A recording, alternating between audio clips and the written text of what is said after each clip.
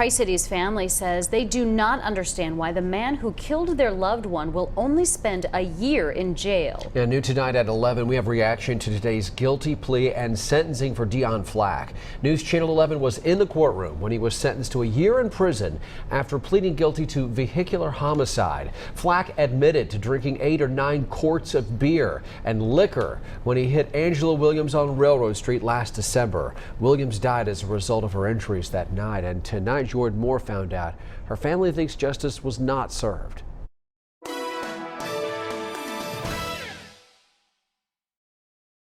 It just doesn't seem fair. Sarah Lingerfeld's half-sister is Angela Williams, the 38-year-old who was hit and killed back in December on Railroad Street in Johnson City. Since that day, Lingerfeld has sat through many court appearances as the man charged with vehicular homicide in this case, Deon Flack, has awaited sentencing.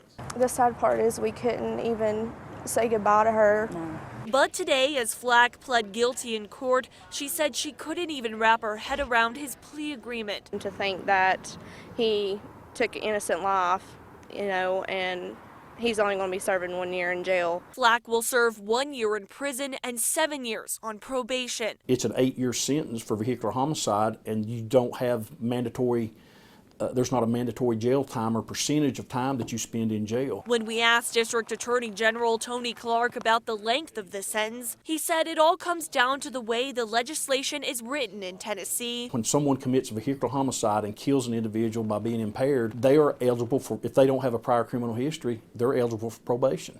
And I think that's wrong. But right now, that's the law. A law that Lingerfeld also disagrees with, but says if Angela were still here, she would want the family to try and find peace with the agreement. She would just want us to, go ahead and deal with what has been dealt and to move on. I have her picture on my screensaver on my phone, daily reminder, just to always watch your surroundings. Jordan Moore, News Channel 11 in your corner. Also in court today, the judge dismissed another charge, the leaving of the scene of a crash charge against Deon Flack, because he eventually filed a report with the Johnson City Police Department.